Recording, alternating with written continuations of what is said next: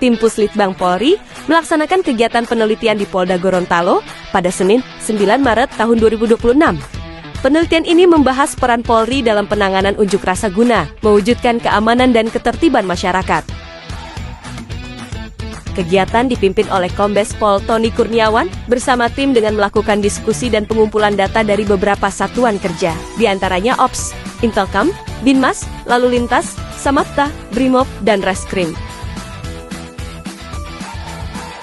Selain itu, tim juga melakukan pengecekan pelayanan kepolisian, meliputi call center 110, SPKT, dan pelayanan SKCK di Polda Gorontalo. Kegiatan ini diharapkan dapat menjadi bahan evaluasi untuk meningkatkan profesionalitas Polri dalam pengamanan unjuk rasa dan pelayanan kepada masyarakat.